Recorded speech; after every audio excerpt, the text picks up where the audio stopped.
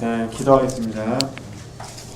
은혜가 풍성하신 하나님, 참으로 감사를 드립니다. 오늘도 주의 이름으로 함께 모여 주님의 길을 배울 수 있도록 은혜를 주심에 감사를 드립니다.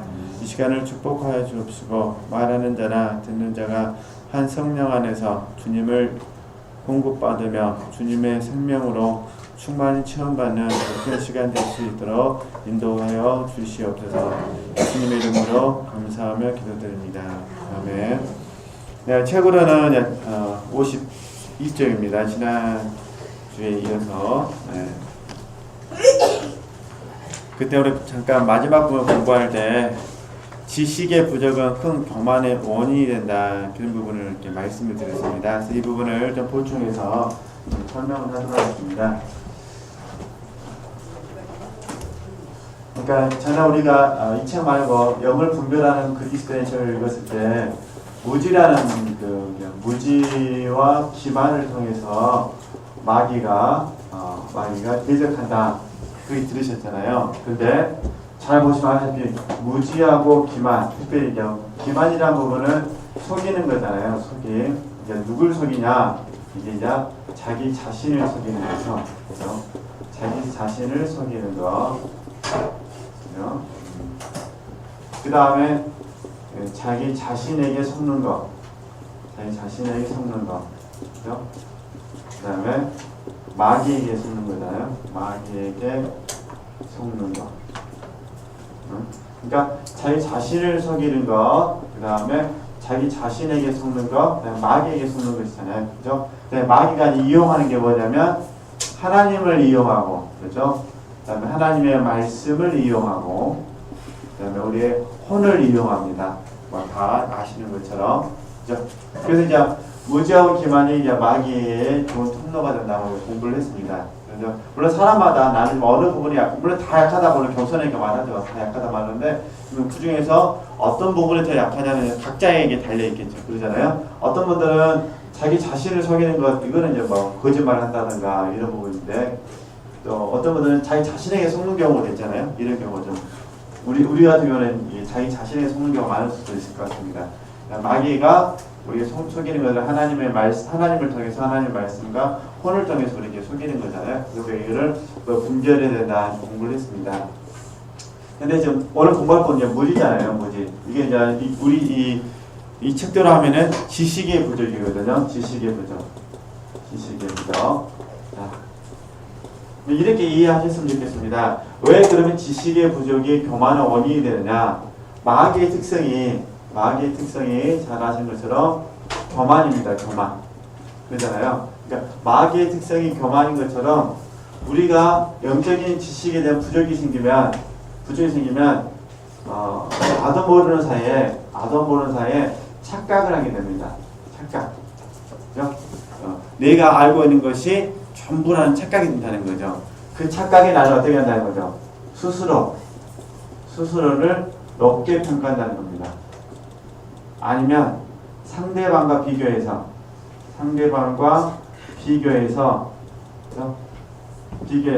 높이 평가하는 겁니다. 그래서 수도사들은 이 지식의 부족을 메꾸기 위해서 성령의 조명하심을 구하게 됩니다. 이렇게 이해했으면 좋겠습니다. 그죠? 그러면 이걸 통틀어서 이제 제가 아는 바로 보면은 이런 부분입니다. 어떤 부분이 강의 시간 한 번씩 말씀드렸는데 정상적인 것인지, 어떤 부분이 비정상적인 것인지를 내가 알고, 이거 분별이잖아요. 알고 다르게 대처하는 거, 이게 이제 중요하다고 제가 말씀드렸습니다. 그러니까 우리 지금 함께 공부하는 거는 무엇이 정상적이고 무엇이 비정상적인 것을 좀 알기 위해서 공부하는 겁니다. 그렇죠? 그러니까 어떤 카탈로그는 정상적인 것, 어떤 도움주는 비정상적인 것, 이렇게 공부를 한다, 이 부분입니다. 이해되시겠죠? 이렇게 하셔서 이걸 구분하셔가지고 저도 그렇고 우리 지혜들도 그렇고 계속해서 공부를 하셔야 됩니다. 근데 어떤 책에는 지식이 많은 게 교만하다 그러고, 또 이 책에는 지식이 뭐라는 거죠? 부족한 것이 또 교만이라고 합니다. 참 지식이라는 게 힘들 것 같아요. 많이 배워도 교만이요, 안 배워도 교만이요. 어떻게 하라고 그러고 그러잖아요. 그래서 중용을 하는 거죠. 이 말은 무슨 말이냐면은 보통 우리 유교 쪽에서 말하는 중용의 그런 개념이 아니라 어렵게 생각할 필요 없습니다. 성령의 다스림을 받는 겁니다. 그러니까 우리가 가지고 있는 지식도 뭐라는 거죠? 성령의 다스림을 받아야 됩니다. 이 부분. 근데 가만히 생각해보니까 저도 아주 힘든 부분 이런 부분 같아요. 자기 자신에게 속을 때가 제일 힘든 것 같아요. 자기 자신에게 속을 때. 자기 자신에게. 이때게 이제 우리가 말할 때 보통 아집이라 그러잖아요. 아집.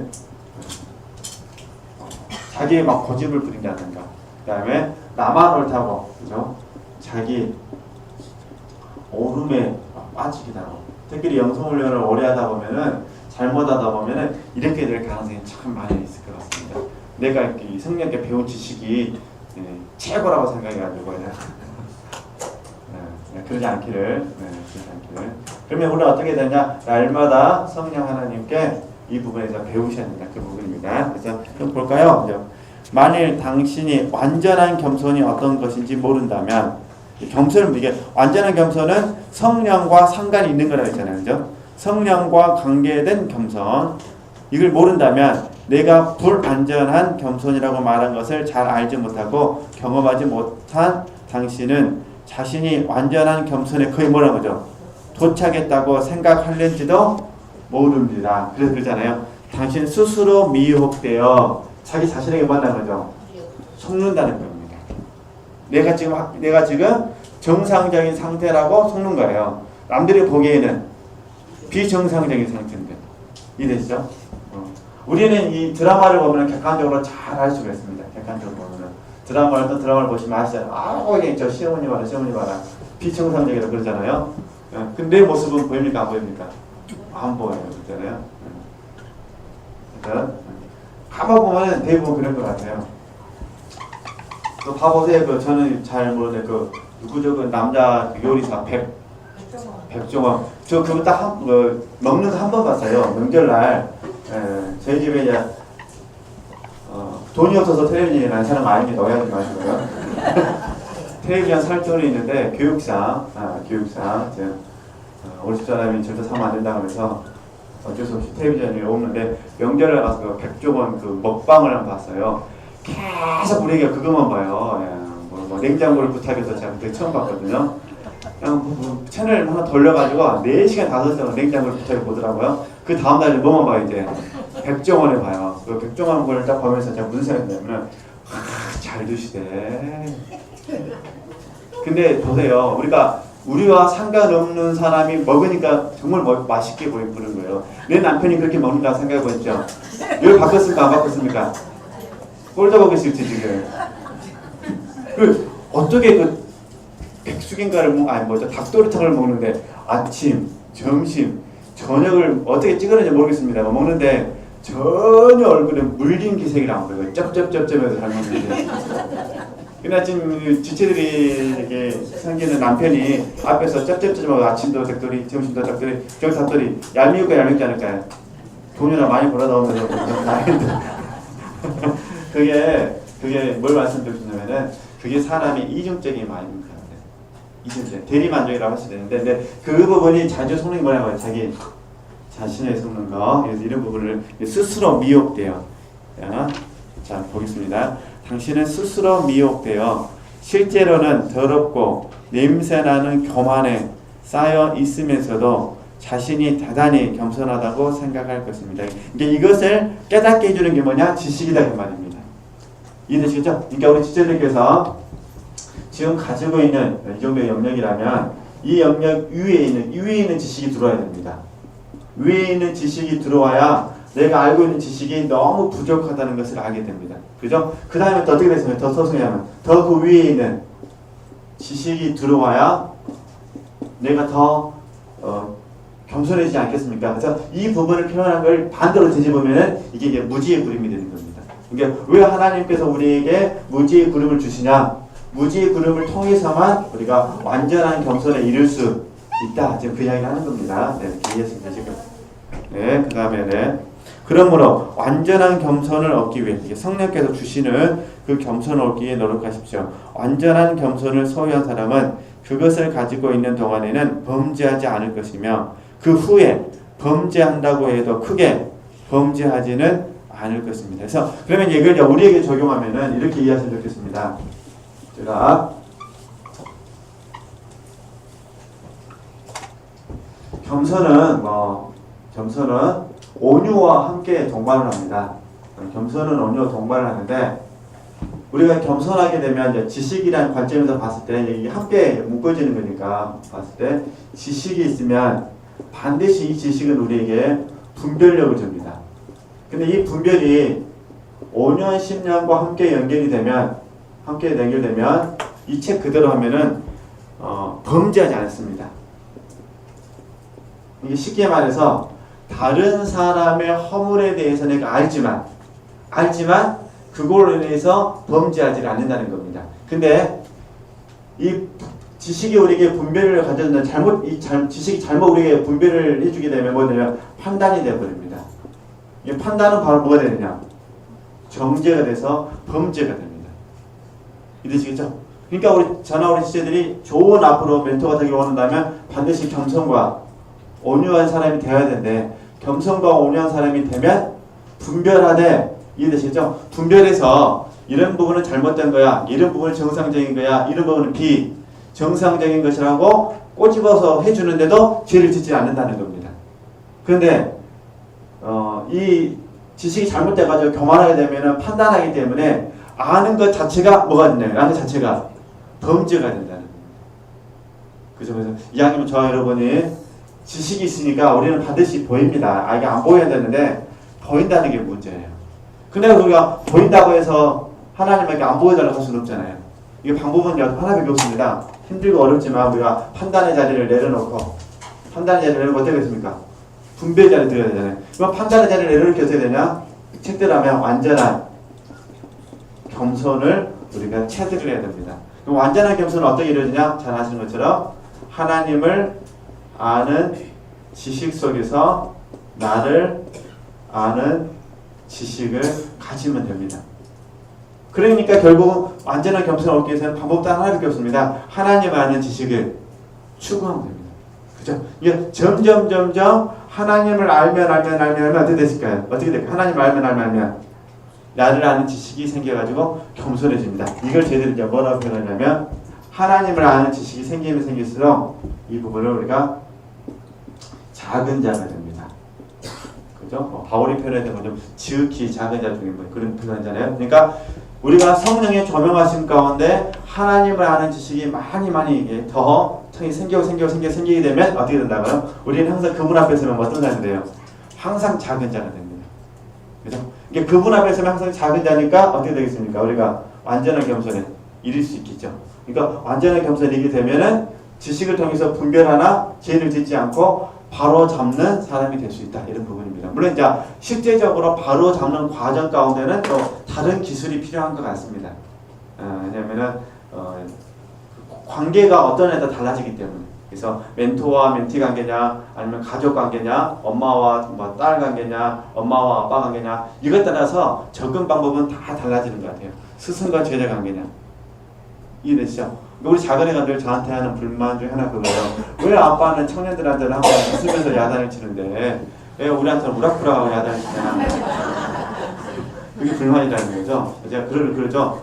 청년들은 아빠 딸이 아니지 않냐. 늘 그렇게 말합니다. 너는 아빠 딸이고 죽고 나서 아빠 딸이고. 이해되시겠죠? 이렇게 이해하시대요. 담임 목사님이 교회 야단 치는 거하고 훈련생 야단 치는 거 갖고 씁니까? 그러죠? 훈련생으로서 야단을 쳐야 되고 교회는 그러실 줄 믿습니다.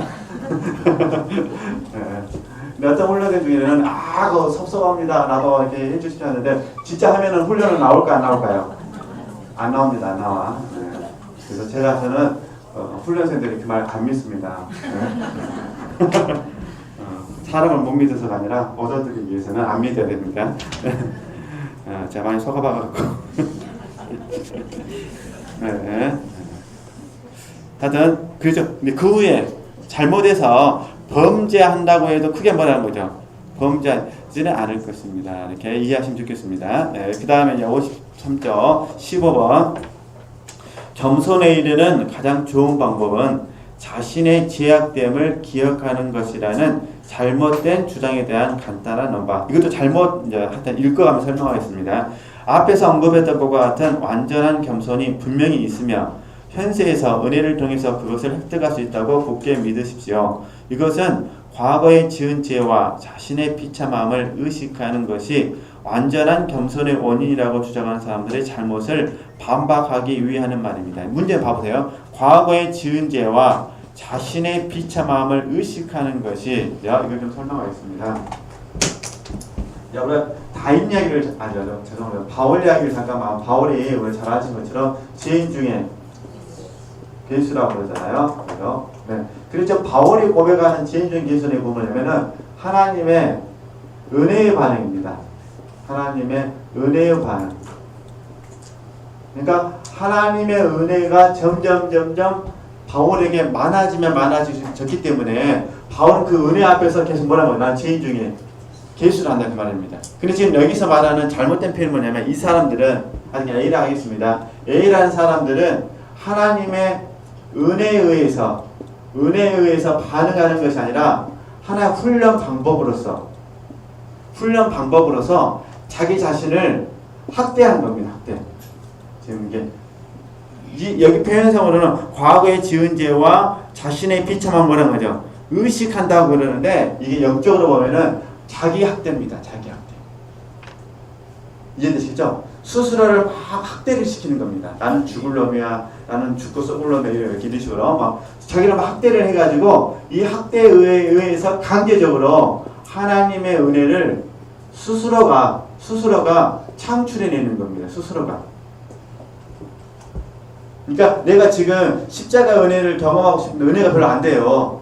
현재 상태에서 이거 어떻게 되겠습니까? 이제 하나님 은혜가 막 내가 감동되기 위해서 그냥 주님 그 보좌 앞에 나가가지고 과거 자기가 무슨 죄를 지었는지 계속 말하는 거죠. 생각을 해가지고 이 나쁜 놈 이렇게 한다 그 말입니다. 쉽게 말하면. 이해되시죠? 네. 근데 이렇게 해서는 절대로 안 된다고요. 이렇게 하면은 이게 사단의 밥이 됩니다. 그래서 사단이 옳거니하고 와가지고 이런 사람들을 잡아다가 마음을 사로잡아가지고 어떻게 하냐, 나중에 이 사람들에게 죄의식을 갖게 합니다. 죄의식을. 그래서 스스로를 굉장히 뭐라는 거죠? 학대를 시킵니다. 네, 절대 이거 따라 하시면 안 됩니다. 네. 그래서 보겠습니다. 상습적으로 죄를 짓는 사람들에게 가장 필요하고 편리한 원인은 다음과 같습니다. 자신의 비참함 및 과거에 지은 죄를 의식하여 양심과 영적 지도자의 지정에 따라 죄가 거의 완전히 제거될 때까지 자신을 낮추는 것입니다. 이건 이제 실제적으로 돌이켰다면 죄를 버려야 된다 이 얘기를 하는 겁니다. 그러나 어느 면으로 보나 죄가 없는 사람들, 알면서 고의적으로 범죄한 것이 아니라 약하고 무지하기 때문에 범죄한 사람들, 관상생활을 하려고 노력하는 사람들, 그리고 자기 양심과 영적 지도자로부터 거룩한 교회의 법과 명령에 따라 회개하고 통회하며 그에 합당한 보석 행위를 함으로써 결심했다는 증거를 확보했으며 관상생활을 하라는 감동과 소명을 받았음을 깨닫는 사람들에게는 겸손해야 하는 또 다른 원인이 있습니다. 그것은 첫 번째 원인보다 훨씬 고귀한 것입니다. 그것은 그리스도의 삶이 이 세상에 사는 모든 사람들의 삶보다 고귀하며 연약함을 알지 못하는 하늘나라의 천사들의 삶이 이 세상에 사는 지극히 연약한 사람의 삶보다 고귀한 것과 같습니다. 자신의 비참함을 보거나 경험하는 것이 겸손의 완전한 원인이라고 주장하는 사람들에게 자신의 비참함이나 죄의 요동을 보거나 깨닫지 못한 사람들은 어떤 원인 때문에 겸손해지느냐고 묻고 싶습니다. 예수 그리스도께서는 이러한 겸손 그리고 온갖 종류의 완전함에 이르라고 말씀하십니다. 복음서에서 주님은 자신이 본질적으로 완전하신 것 같이 우리도 은혜로 말미암아 완전하게 되어야 한다고 말씀하십니다. 어찌됐든 어렵게 생각하지 마시고 좀 말이 좀 정확하게 분명하진 않은데 하여튼 우리 식대로 적용을 하게 되면 성령에 의해서 낮아진 것만 뭐라는 거죠? 완전한 겸손이라는 겁니다. 성령과 상관없이 스스로가 자기 자신을 낮추려고 하셔서는 절대로 안 됩니다. 그죠? 네. 하여튼 조심하셔야 될 부분은 제가 말씀드린 겁니다. 네. 말을 의도적으로 내가 낮춘다고 해서 절대 되는 거 아닙니다. 그래서 이계 목사님께서는 이런 부분을 이렇게 자기 비하라는 개념 속에서 아니면 겸허라는 단어로서 이렇게 구분해서 설명하긴 하시는데 어쨌든 우리 편에서 이렇게 정리하면은 그러니까 저 여러분에 있어서 완전한 겸손은 뭐라는 거죠? 쉽게 말하면 행위에 있는 것이 아니라 어디에 있다는 거죠? 내면에 있다 그 말입니다. 이 내면은 어떻게 하느냐? 성령의 조명하심 속에서 그렇죠? 조명하심 속에서 하나님을 아는 지식을 우리가 소유할 때 내면 속에서 어떻게 되는 거죠? 겸손해진다 그 말입니다. 그렇죠? 겸손해진다는 부분은 쉽게 말하면 주 안에서 계속 주 안에서 계속 뭐가 된다는 거죠? 작은 자가 된다. 그죠? 행위에 초점을 맞추시면 안 된다는 겁니다. 그러면 주 안에 작은 자다면 장애인이 어떻게 될까요? 행위적인 면에서도 겸손하게 되겠죠? 네. 이게 이제 빌립보서 2장 1절에서 5절 말씀이 그냥 자연스럽게 형성이 되는 거죠. 그죠? 다른 사람을 나보다 낮게 여기는 거죠. 근데 솔직히 행위적으로는 낮게 여기지 못합니다. 행위적으로는 딱 비교가 되는데. 그러잖아요. 그러나 이제 내면 안에서 바라보면 주 안에서 계속해서 바라보게 되면 정말로 빌립보서 2장 1절 5절 그래서 여기 이제 잘 아시는 것처럼 그리스도의 마음을 품으라고 그러잖아요. 그리스도의 마음. 그리스도의 마음이 우리로 하여금 작은 자가 되어지는 거죠. 그러니까 항상 그분 앞에 서면 주님만 생각하면 항상 저와 여러분은 어떻게 되냐면 점점 작은 자가 된다는 거죠. 그죠? 네. 아마도 바울의 깊은 어떤 영성의 비밀 중에 하나인 것 같아요. 끊임없이 하나님 앞에, 하나님의 은혜 앞에 서다 보니까 끊임없이 작은 자가 되어지고. 근데 봐보세요. 바울이 자기 자신에게 간증할 때는 작은 자지만 다른 사람에 가르칠 때는 굉장히 작은 자가 아니라 큰 자로서 가르치잖아요. 그러니까 이렇게 오해가 없으셨으면 좋겠습니다. 그 다음에 이제 55쪽에 16번을 보겠습니다. 지금 저희들이 수도사가 아니기 때문에 수도사들이 구체적으로 어떻게 겸손한 행동을 했는지는 저는 잘 모릅니다. 그러나 이제 가끔씩 영화라든가 책을 보게 되면 잘못된 이 훈련을 적용하신 분들을 보니까 굉장히 자기약들이 심합니다. 그래서 수도사들 가운데서도 두통약을 먹어야 될 정도로 이해되시겠죠? 하나님의 그 십자가의 사랑을 경험하고 싶은데 그 경험이 안 되니까 어떻게 하냐면 그를 자기를 막 학대를 시키는 거죠. 자기 학대를 통해서 이제 두통도 찾아오고 우울증 증세도 찾아오고 심한 경우는 장미에 보면 가시가 있잖아요. 그걸 꺾어다가 막 자기 몸을 막 그렇게 긁기도 하고 그렇게 해서 겸손에 진료했다 그 말입니다. 근데 우리는 절대 그렇지 않으셨으면 좋겠어요. 그렇게 할 여기도 없잖아요. 그렇죠? 그래서 이런 부분들을 너무 따라하지 않으시겠지만은, 근데 이게 이제 궁극적으로 이제 수도원을 타락을 시킵니다. 이런 부분들을 조심해야 된다는 거죠. 그 다음에 이제 16번 보겠습니다. 진정으로 회심하여 관상의 소명을 받은 죄인은 무엇보다 이 수련에 의해서 신속하게 완전에 이르며 하나님으로부터 속히 제사함을 받는다. 이 부분을 좀 공부하는데 먼저 언어적으로 정리를 해야 될 게 있습니다. 저는 가끔씩 훈련을 강의 때 제 의식과 지인의 의식을 구분해야 된다고 저는 가끔씩 말씀드립니다. 그래서 이렇게 계속 겸손히 이야기하면 지인이 나올 수밖에 없어서 설명한 겁니다. 마귀는 끊임없이 제 의식을 갖게 하고 성령은 끊임없이 지인의 의식을 갖게 합니다. 그러면 제 의식은 어떻게 연결되냐? 수치심으로 갑니다. 수치심으로. 지인의 의식은 부끄러움으로 갑니다. 부끄러움. 그리고 부끄러움은 궁극적으로 우리 어떻게 했거냐? 헌신. 부끄럽다는 애통으로 이해하면 좋겠습니다. 지금 팔복 강의하고 있으니까. 네. 그러니까 부끄러움은 애통으로 나타납니다. 부끄러움. 그죠? 그러니까 애통한 사람은 결국 어떻게 됐습니까? 위로를 받는다고 그랬잖아요. 위로받은 결과 헌신으로 나가야 되죠. 그래서 이게 지금 막달라 마리아 얘기를 하는 겁니다. 막달라 마리아. 그죠? 마귀에게 제 의식에 빠진 사람은 어디에게는 가룟유다. 가룟유다는 제 의식과 수치심에 의해서 자기 자신이 너무 싫은 거예요. 자기 자신을 용납을 못하는 거죠. 그래서 또 하나 이제 그 다음에 이제 이 제 의식을 가진 사람은 자기 용서가 안 됩니다. 자기 용서가 안 되고 죄인 의식을 가진 사람은 자기 용서가 됩니다. 왜냐하면 주님이 나를 위하여 피 흘려 주셨으니까 그렇잖아요. 주님이 나를 사랑하시는데 내가 나를 사랑하지 않으면 안 되지 않겠습니까? 그죠? 그래서 죄인의 의식을 가진 사람은 자기 용서가 되는데 제 의식을 가진 자기 용서가 안 됩니다. 그죠? 그래서 안 믿는 사람들을 이렇게 보더라도 안 믿는 사람들 중에서도 제 의식을 가진 사람이 술을 잘 먹습니다. 너무너무 괴로우니까 뭘로 해결하는 거죠? 괴로우니까 술이든 뭘로 해결하는 겁니다. 우리는 제 의식이 아니니까 우리는 어떻게 하죠? 죄인의 의식이니까 우리는 어떻게 하면 우리는 주님의 보혈로 그렇게 합니다. 이걸 이해하시면 좋겠습니다. 그래서 그런데 죄인의 의식을 가진 사람은 항상 부끄럽고 애통하고 이로가 있기 때문에 헌신을 나가니까 이분들의 궁극적인 완성은 어떻게 되는 거죠? 관상생활을 잘 하게 된다. 그래서 죄인 중에 죄인 의식이라는 부분은 이게 이제 바울스타 고백했던 내가 죄인 중에 괴수라는 이 표현을 이해하시는 도움이 되실 것 같습니다. 그러니까 성령께서 끊임없이 우리에게 하시는 게 이 부분이거든요. 근데 이걸 구원파에서도 이용을 해먹어서 죄인입니까? 의인입니까? 또 이래가지고 또 그런데 그래서 저와 여러분은 신앙 고백을 할 때 우리는 십자가의 보혈로 주님의 십자가의 사랑으로 말미암아 우리는 의인입니다. 그죠? 의인. 그리고 성령이 조명하신 가운데 비춰봤을 때 뭐라는 나는 뭐라는 죄인 중에 괴수가 되는 거예요. 그죠? 근데 지금 이걸 우리가 뭐냐면 삶이라고 그러죠. 삶. 그러니까 삶 속에서는 항상 우리가 이런 부끄러움이 있는 거죠. 삶 속에서는 십자가 의인이라면 이걸 우리식으로 위치적이나 존재론적 면에서 우리는 의인이죠.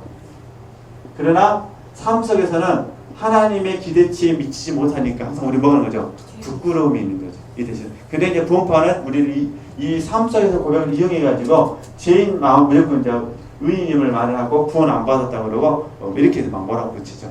이해되시죠? 그래서 그걸 잘 구분을 해주셔야 된다는 거. 그래서 이제 어느 정도 말씀드렸습니다. 이게 저도 좀 가면 가서도 느끼는 부분에 늘 성령께서는 늘 우리에게 제 자체를 지적하기보다는 죄인인 우리를 어떻게 하면 더 정결케 하실까?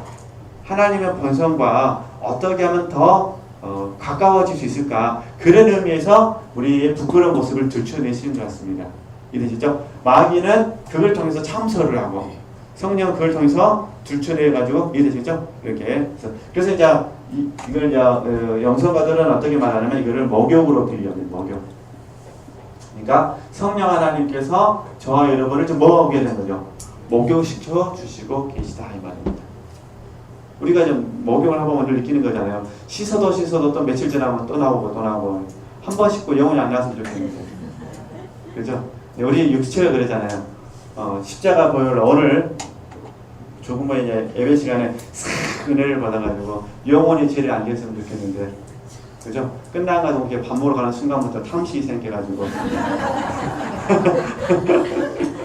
맛있니 마더니부터 그것이 없다면 죄도 안 지을 겁니다. 부패가 거기서 마음도 없을 것이고 그러나 그게 우리에게 있기 때문에 그죠? 그게 마치 목욕하는 것과 똑같다. 이렇게 이해하시면 좋겠습니다. 그럼 좀 볼까요? 막달라 마리아 얘기를 하는 거니까 살아있는 사람들 중에서 가장 비참한 죄인이 진심으로 개심하고 회심하고 이렇게 이해하시면 됩니다. 마음을 바꿔먹으니까 관상생활의 소명을 받았음을 자기 양심과 영적 지도자로부터 인정을 받은 후에 자신과 하나님 사이에 놓인 무지의 구름을 은밀하게 두드리면서 더 알고 싶어서 그 말이죠. 하나님께 겸손한 사랑을 바치려는 것을 주제점은 일이라고 생각해서는 안 됩니다. 관상생활의 소명을 받은 모든 죄인을 대표하는 죄 많은 여인 막달라 마리아에게 주님은 내 죄사함을 얻으리라고 말씀하셨습니다. 이것은 막달라 마리아가 자기 죄를 깨닫고 크게 슬퍼했기 때문이 아니고 자신의 비참함을 보고 겸손해졌기 때문도 아니라 주님을 크게 사랑했기 때문입니다. 근데 이거를 이 문장 오해하시면 안 됩니다. 이렇게 이해했으면 좋겠습니다. 막달라 마리아가 주님께 크게 칭찬을 드렸던 이유가 첫 번째가 뭐냐면 작은 1번이 이겁니다. 자기 죄를 깨닫고 크게 슬퍼했기 때문. 두 번째가 자신의 비참함을 보고 겸손해졌기 때문에. 세 번째 가장 큰 이유가 뭐라는 거죠? 주님을 크게 사랑했기 때문에. 이렇게 이해하셔야 됩니다. 이 문장을 이해하실 때 이해되시겠죠? 그러니까 A가 아니라 B가 아니라 A와 B 전부인데 지금 사랑이란 부분이 가장 크다. 이렇게 이해를 하셔야 된다는 거. 문맥상. 여기서 우리는 이 감추어진 사랑의 충동이 주님에게서 무엇을 얻어낼 수 있는지 알 수 있습니다. 그것은 우리가 행할 수 있다고 생각하는 모든 수련을 능가합니다. 어쨌든 내용을 잘 아시니까 넘어가겠습니다. 막달라 마리아는 자기의 죄 때문에 크게 애통해하고 슬피 울었으며 자신의 비참함을 깨닫고 매우 겸손해졌습니다.